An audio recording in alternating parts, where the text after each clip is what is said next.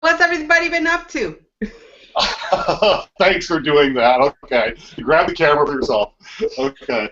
Um, Thank you for joining us. My name is Rob Gordon, and this is the Entrepreneur, Small Business, and Self-Employed community on Google+. And this is a hangout we're doing for self-employed people and freelancers. We'd like to learn some of the best practices.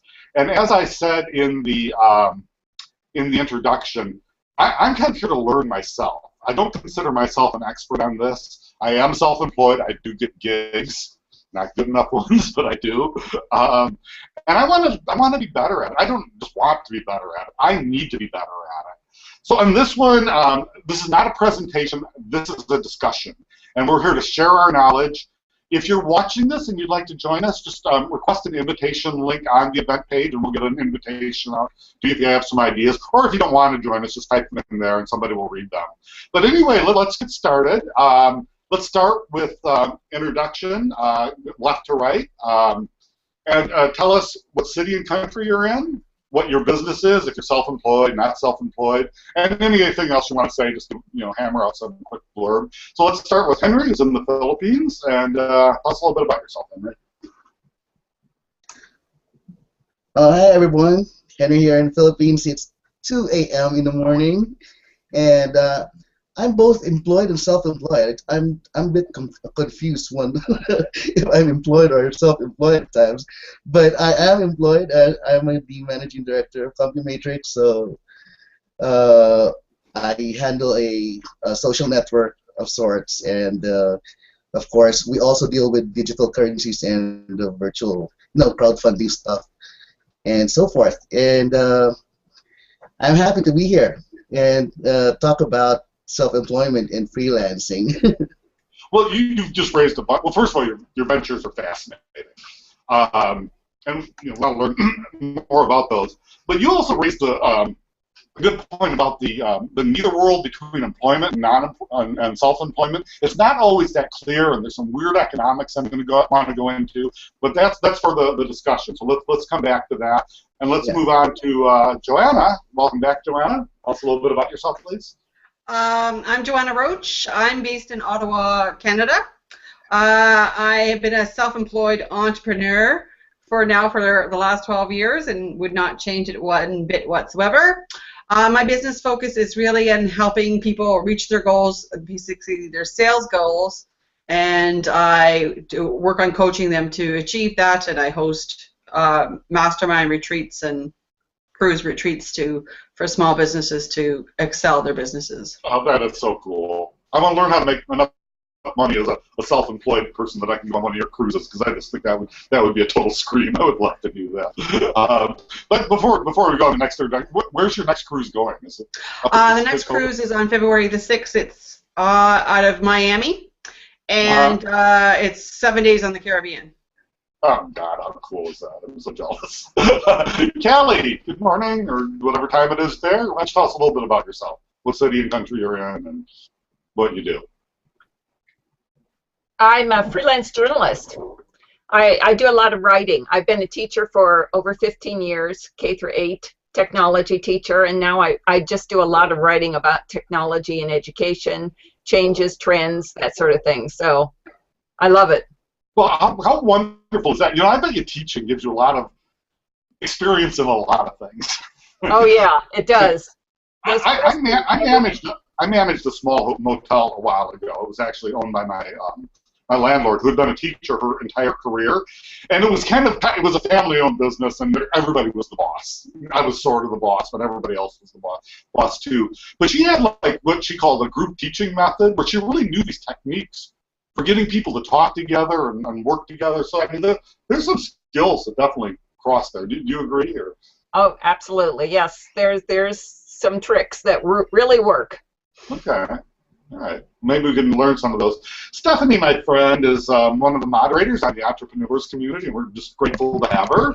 And she describes her. I shouldn't be giving your introduction, but everybody loves your. You describe yourself as a recovering investment banker. So, Stephanie, why don't you tell us a little bit about yourself and give an introduction? Well, thank you, Rob, for running this hangout and for giving people a place to try to learn from each other and to address the different issues that we're all facing, right? Because almost all of us either work by ourselves, for ourselves, or maybe in a small team for ourselves. So I'm excited to hear what it is we're going to cover today and learn some different best practices from everybody else. I am actually based in Arizona, and my business helps business owners, small business owners, large business owners, get away from being afraid of finance and understand how they can actually put numbers to the goals that they're trying to achieve with their business. So I know it's something not a lot of people want to talk about, but I happen to love it.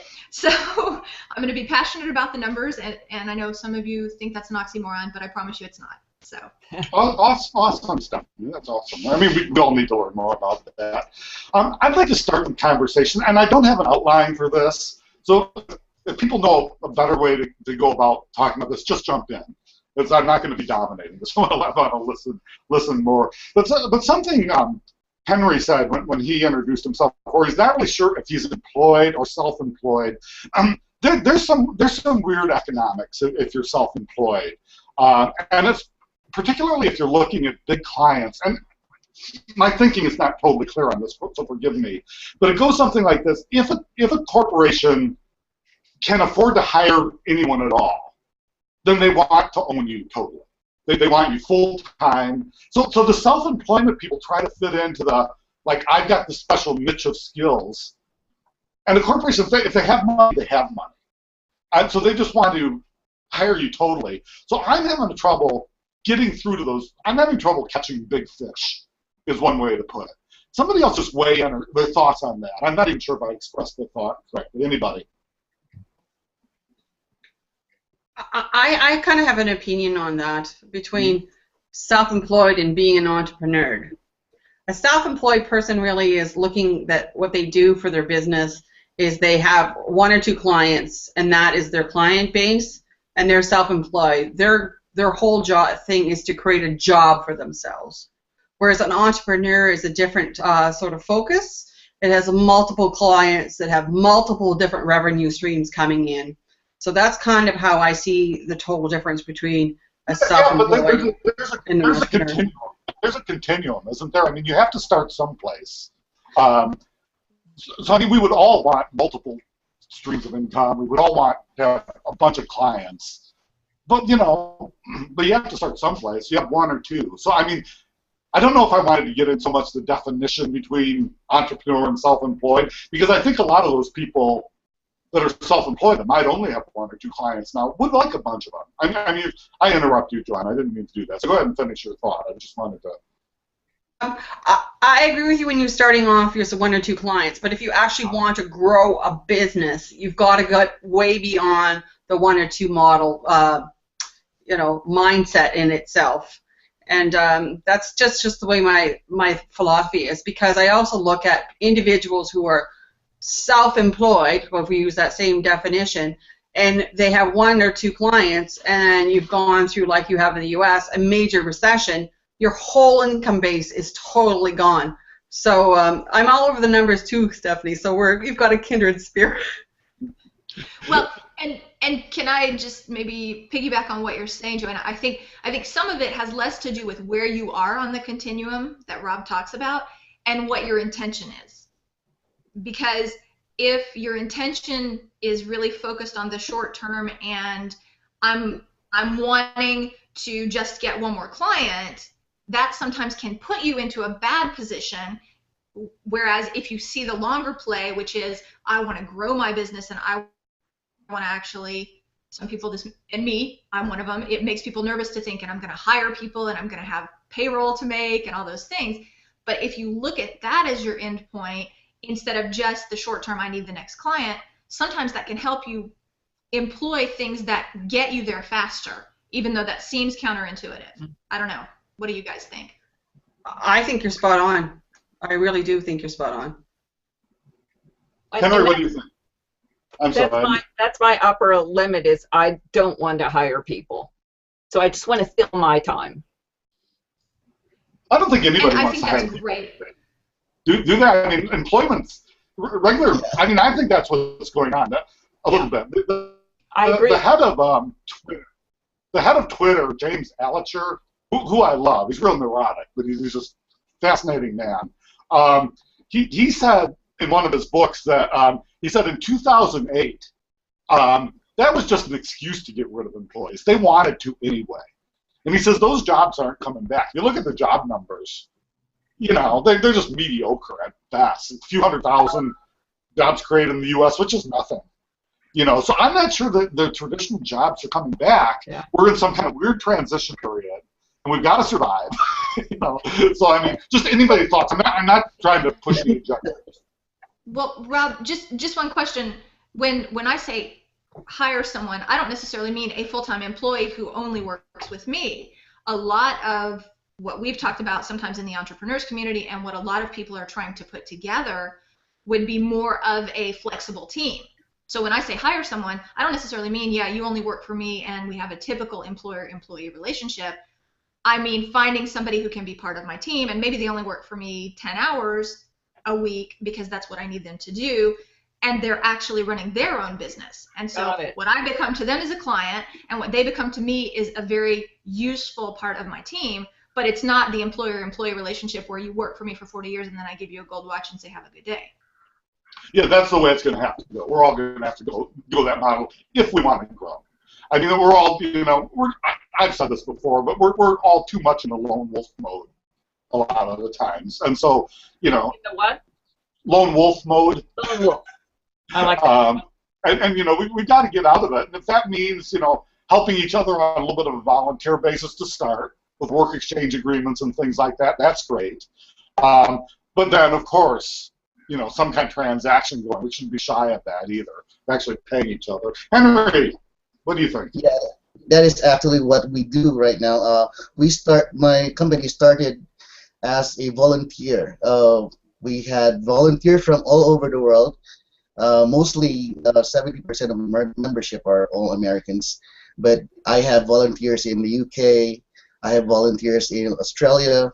And all of them are independent contractors. So they are self-employed when they are online, but they have their jobs as well in the real world. So we try to help each other manage that time together.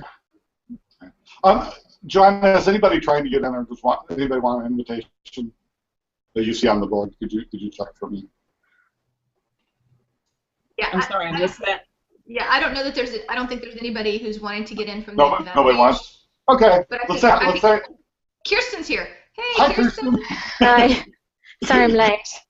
No worries. Kirsten, why don't you introduce yourself? Tell us your city and country and a little bit about what you do.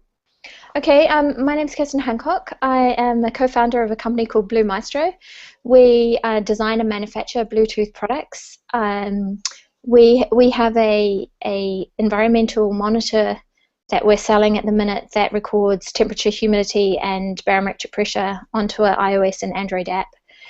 And we're in the late stages of developing a baby's pacifier that records baby's temperature onto your app that you can share with medical professionals and keep a record of your sick baby's temperature. Oh my goodness! So that's really what I do. I have 3 small girls. One of which, my middle girl, it's her birthday today. Hence why I'm a little bit, a little bit chaotic in our house. So we've eaten lots of cake and not really wanting to go to bed tonight. We're situated just outside of London in Surrey, in the UK, and yeah, I'm loving what I'm doing at the minute. It's great to be able to balance family and work all together.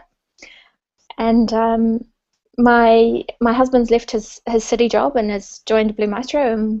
And yeah, so my passion at the moment is getting our products out onto the market. Well, fantastic. So that's not like an Internet of Things. It seems like you're covering a lot of important areas, the health and medical, and that sounds like really an up-and-coming business you're in. Yeah, there's a lot of growth in Bluetooth smart technology at the moment, and it's really amazing because my tech team are developing the technology, and we're really pushing boundaries out there so that we can make the best products for consumers, and also the baby's pacifier in particular, I developed. I had this idea because I had a sick baby, and I needed to take her temperature, and so this product has really come out of my need to look after my family. Well, what a fantastic idea! I mean, who's the guy that had Y Combinator?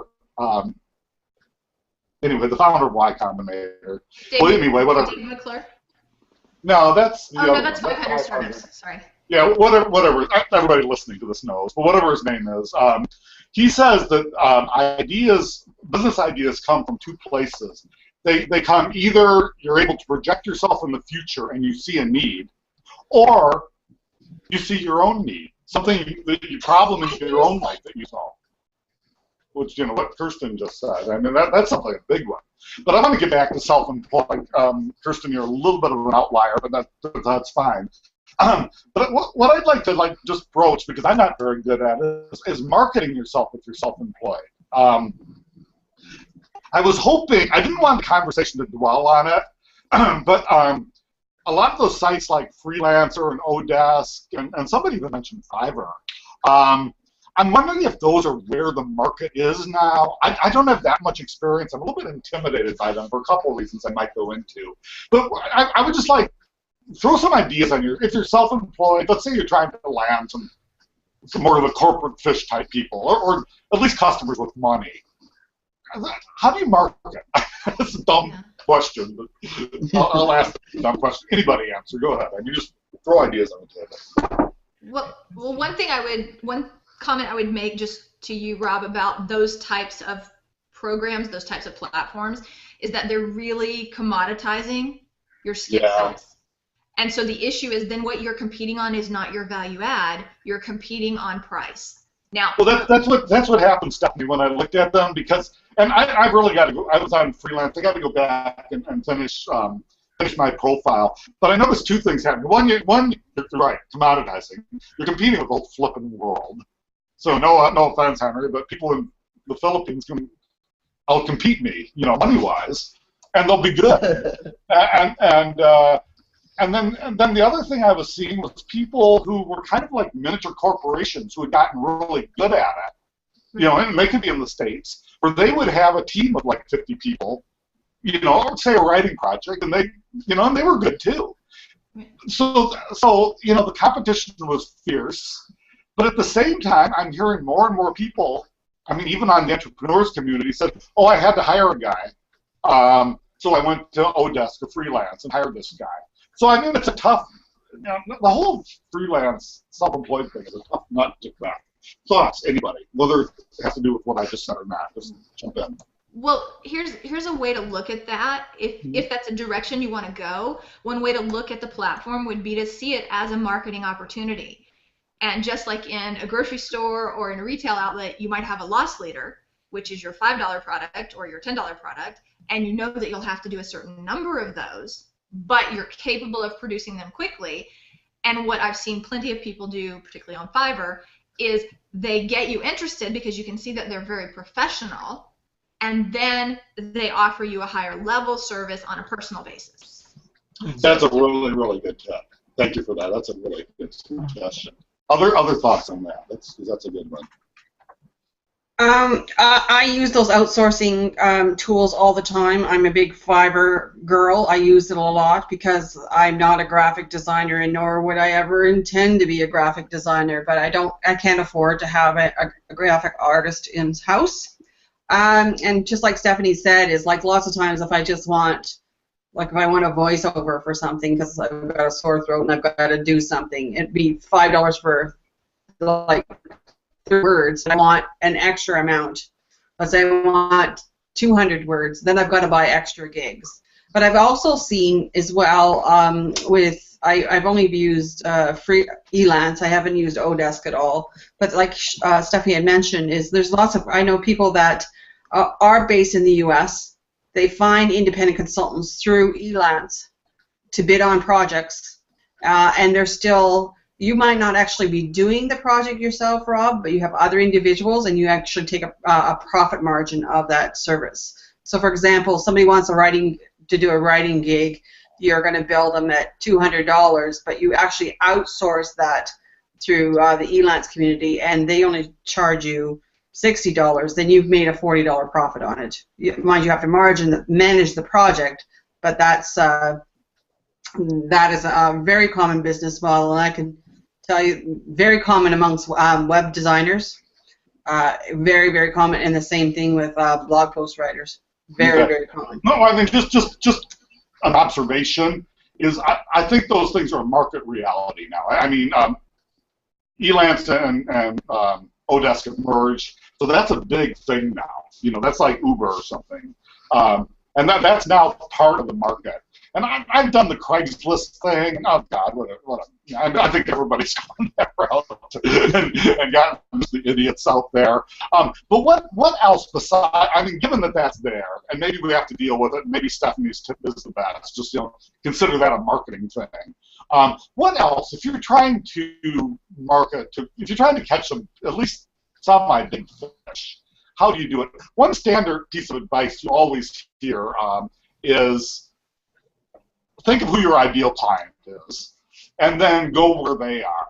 Well, I mean, that's a hard thing to answer. I mean, but where are they? I mean, if a corporation wanted somebody, I don't know, for anything. I mean, I do contract project management. But where do they go? And again, do they only hire employees? What makes them consider hiring a freelancer or a self-employed person? I'm kind of rambling at random here, so somebody else come in and save me, please. I probably get half my business from my blog. I have a very well-trafficked blog, askatechteacher.com, so anyone who's interested in me writing for them, they can see how I write by reading my articles on there. And I get calls from Intel has contacted me, and Cisco, and for onesies, and then magazines, online magazines contact me for articles. No kidding. You call it Cisco from a blog. That's pretty good. Yeah, I was shocked. I have to tell you, I was shocked. Yeah. And Intel, I was shocked at that too. So, but you just, they just see, they can see right there what I am, how I write, what my voice is. So it's kind of painless for them to select me. Yeah, you know, everybody says to use blogs that way, and that is, that is a good tip. But there's another way to use blogs, and that's just to become an expert yourself. Yeah. Not think so much about your audience, but just start covering a topic. I recently almost had a gig here in San Diego with a woman, and I know she got her gig. It's a big startup now, just from blogging. But she was in a really niche policy area, which was discount pharmaceuticals. There's some federal program to give discount pharmaceuticals to lower income people. And I think she just, a policy wonk type person, just started blogging about that. She's got a big well-funded startup now, doing some software for that. So if you just start doing that, you can set up a Google News alert on any topic. I did it recently for a technology called WebRTC I was covering. So I get through Feedly, I get those. And, without even knowing it, I kind of became an expert, not a real technical expert, on that topic without even knowing it. So that's another angle somebody could possibly take. Somebody else jump in on anything. It's really interesting what Kelly was saying, because I've spent a lot of this week trying to contact journalists and bloggers and asking them to write a piece on one of our products in particular that we've just released. And they're very, journalists and bloggers are very receptive to new technologies. If you ask people to do these things, because people want to know about what's happening out there. So I think, if you're a social being and you're out there in the community and you're asking people to promote you through their blogs that they have, I think it is a very powerful tool. And if you can write, you should write. Yeah, absolutely. Yes, that's great. There's one of those advice that I just need to hammer in my head. I keep hearing it, and I keep saying, that's right, and then I don't do it. So I really gotta get in. Yeah.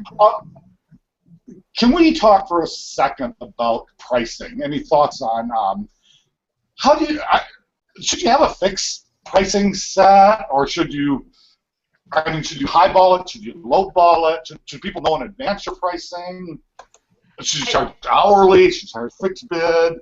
Yeah, just a random sputtering out of my brain. So somebody save me. What's a good strategy? Well, I'm sort of on the other side of it because I'm, I have a product rather than a service that I offer. But I always like when I'm looking for something to know what the price is up front, so that I can say, this is within my budget, or no, it's not, or can I stretch to that, or do I need to find someone else? So I really like to have it up front, but not everyone operates in that system. Well, go ahead, Kirsten. No, it would just be really interesting to know what the rest of you do. Well, something that that I've heard in several places and that I've actually adopted is to realize that you can tailor what you're offering to the type of client that you have. And so, first off, it means you need to know your client. How much can they really afford to spend on you? But second, something that someone suggested to me is if you had someone who had all the money in the world, what VIP package could you put together for them? And put that as an option, even if nobody ever buys it. Then what you do is you situate the other offers that you make relative to this very high value. Because if you just offer someone one, they don't feel like they have a choice, right? But if you offer someone two options, then they feel more comfortable picking one of the two. Mm-hmm. And then the ideal world is you offer them three. You offer them the highball, which is not really a highball, it's just a high value. You offer them the very basic package, which is the low, and most people will go for the one in the middle. It's kind of like the same principle as when you buy a car. It's, I might want to have, I don't know, a Ford Focus, for example. Callie, you might want the basic model, that's it, because you don't want anything else. But Rob, you might want to have the whole sound surround whole entire package. So there's, just like in the marketplace, I always say there's always the discount Dwaynes, right, and the high-end Harrys. There's a whole raft of personalities of buyers that are out there. And I totally agree with Stephanie, is when you're doing a proposal, I also see very commonly that people give people one option. And that leaves the buyer in a take it or leave it position, and it closes the sale. Most of the time, it closes the sale hands down. So, and the other thing I would recommend is, do you know Alan Weiss? Have you heard of Alan Weiss? He has got a book called Value-Based Pricing. It is absolutely the godsend for trying to figure out what high-end and low-end you should have. And also, and if you're working in that realm, the idea of, key questions when you're asking your clients when you're engaging with them to find out what their needs. Why me? Is there somebody else in the company that just absolutely sucks and they can't do the job anymore? Why now? Is it your year end because all your budgets is almost finished? Or why now because it was been put on the project for so long and it's been sitting there and now it's become someone else's pet project and they have to do it? And the other thing is why in this manner? So you might have a product that's totally different. So why do they want to use your approach over something else that's been tried and true? So those are kind of the three major questions that I always ask when reaching out to a client. And a lot of that I learned from Alan Weiss. It's a very, very good read. Well, thanks for that tip. And you kind of broached an important issue also. I don't know if I should say this is a question or a statement. I'll say it as a question. How do you distinguish yourself from the employees? How do you say, oh, I mean, you wouldn't say this, but your employees are a loser, I'm totally kick-ass. And how would you go about couching that? That, hey, you're much better off to hire a self-employed guy than one of those loser employees. Obviously, that's not the way you'd express it, but how would you go about that? Anybody? Just from a pure numbers perspective, Rob, you always have a big advantage because they don't have to pay 7.5% on you. They pay your invoice and they're done. Yeah, and it's not a long-term commitment. I tried that technique with that woman I told you about with the pharmaceutical company. I just like, with me, I can start immediately, be doing productive work, helping you out, and you won't have the commit. You could hire an employee, and they could be a total idiot, and then you have to go through all this firing them and paying them, and So I also went the low risk route, and I was having some luck with that. So that's a good point too. The benefits, that you're not going to be paying my medical. The disadvantage to me is an advantage to you. So very good point, Stephanie. Other thoughts, anyone? What a part of that I also believe, Rob, is how you value yourself and how you project yourself to your clients. Because if you pitch yourself as an opposite from an employee, they're going to hear the word employee, employee, employee, and they're going to think of you as an employee, employee, employee. That sort of puts them in that. I believe that sort of puts them in that mindset. So that's maybe of how where you're approaching it is. I'm coming in as the expert in this particular topic. I can get X done. Period. This is because you really want to be able to focus on what exactly that problem that they're having. It's not necessarily when I'm working with people. It's not necessarily that I work with them for years on end. They might have an exact problem at this given time that they need to be focused on and have a solution given to them. And that's how I approach it. I'm looking at the expertise that I'm bringing at this given time, and this is the value add that I have. And without giving my sales pitch, but that's a really good point. So you're basically saying, I'm the guy or gal who can solve the problem. Basically, did I drop out? No, you're there. No, you basically have to understand what their problem is. You really got to ask some really key, poignant questions before. The proposal stage is the final stage, because you really understand exactly what their needs are. They understand why me, why now, and why in this manner, so that when you're at the proposal stage, it's like, here's the options. Bang, bang, bang. Here's 3. This is the return on investment. These are your goals. So you really set yourself up for success when somebody comes across with you with a proposal. So if, like, my purchase, for example, I gotta remember. I can't see your name. Kirsten. There you go. So, like Kirsten, if someone was to come in to say to her, you want a new manufacturing this project, and your goal is to have it out in the marketplace from X period of time, then if you're looking at proposals, they're looking, well, she's already listened to exactly what I need. She understands when I need it delivered, why I need it delivered, and these are the solutions. It just really sets you up for success, and that's just been my own personal experience. So I'll throw one more piece in there, because I really like what you just said, Joanna. You're absolutely right. You are the expert, so that's why they come to you. One more piece in my case is because my blog is so popular, anyone who, if they ask me to do writing for them, I always publish it to my readers. So if they want to reach my readers, they have to do it through me. So that's one more piece I bring to it. Kind of along the same line you're saying, though, Joanne. I'm the expert in that area. Okay, outstanding. I'm not going to try to go a whole hour or anything. I think I said 45 minutes. We're at 35 now. But I've already learned a lot from now. But what I want to start moving towards the close, or the close, yeah. Well, I said when I started this, I didn't even know how to frame this. What have I missed? What points, did you want to make about self-employment that I just didn't cover or I framed wrong? Henry, what are your thoughts? Why don't you start?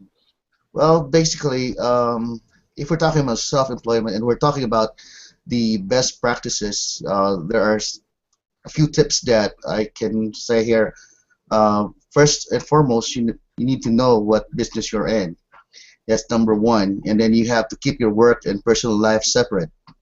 The third one is you have to get access to a lawyer and an accountant, because even if you're working, if you don't have those, you might be legally be, they can just sue you just because you did not do your project right. Even if you're working, you are doing that under a contract.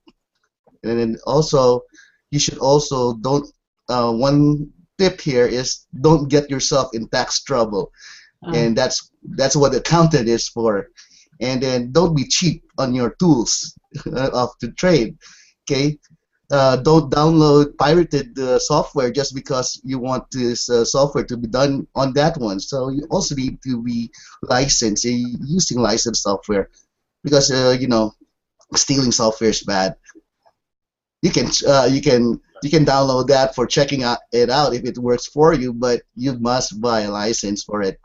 And then you always have to set a schedule and motivate yourself. And you also need to set your own budget and keep track of things. You know, and never reinvent the wheel. If you can use Google Calendar to set everything else in your on all of your schedules there that you need to follow through, then you have to do that.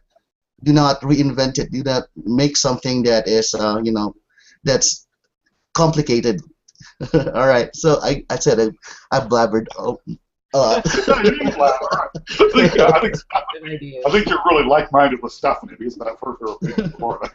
You share a lot of opinions. But let's move on. I'm going to go left to right and get everybody to get their last point. So, Joanna, what did we miss here? Other points you want to make? Anything related or not related? I mean, I just think it's part of being an entrepreneur is having a good positive mindset and curating yourself, and within that mindset is to have a gratitude journal or every day to be thankful for everything that you have, because the more that you're grateful, I believe that the more you put it out to the universe. I know it may sound a little bit woo-woo, but the universe will come back and provide with you. So, and that's also with your goals. So the same thing is if you have your goal is to make such an amount of target that you actually write it and stick it on your screen in front of you. So it's actual. Yeah. It's not a wish. It's a true action item that you've got to get accomplished. So that's just sort of my thing about being an entrepreneur, is keeping the motivation and the fire underneath you to keep going.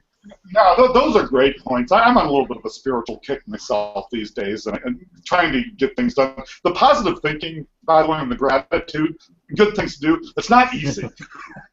Positive thinking is a lot of work. but it does work. so we try. Callie, you woke up in the morning, there's sunshine, there's coffee in the coffee pot, right? You've got your, I don't know if you work in your pajamas someday, you've got your power suit on, like, you know, you've got to be grateful that if you're not that type of a, no offense, Henry, but if you're not a suit and tie guy that has to go and sit by the water cooler and meet other individuals, you know, there's all kinds of things that you can be grateful for. You know, and grateful that you made a contact. That should be another simple thing. I watched a video about charisma recently. It was actually very good. I forget the woman's name, but it was excellent. But she said you're supposed to pound your chest like a gorilla to get charisma. You know, I feel decidedly uncharismatic today. But, she swears it works. A bunch of other people swear it works. Well, anyway. Go ahead. Just one thing, Rob. It's not just the pounding your chest, it's the Wonder Woman stance, which the ladies will appreciate. It's something that they tell you to do right before you speak, right? You stand up and you put your hands on your hips and you're like, I am, right? And it seems silly, but it works. That's what other people are saying, the exact same thing. They say this seems completely stupid, but it works. So I mean, I'm open-minded these days. I'll tell you it works. Callie, what do you think about all this? You know, if I would have said just what Henry said. Great list, all sorts of great ideas. I love it. So I really don't have anything to add beyond that.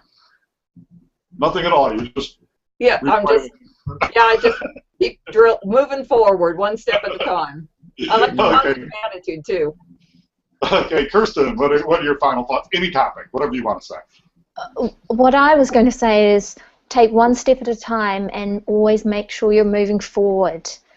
You know, just remember that you're on a journey. You're going to have ups and downs. There's, you know, rocky bits and smooth bits, and just keep going and keep that, you know, end target in focus and work towards it. And, you know, it helps if you have a positive attitude, because that's what gets you through a lot of the times. Awesome. Keep your eye on the prize, and again, that positive attitude, which is a challenge, but we got to do it because we know it works. Stephanie, the floor is yours. Anything you want to say? Well, I really love what everyone has had to say, and I think the list that Henry gave us is a great one.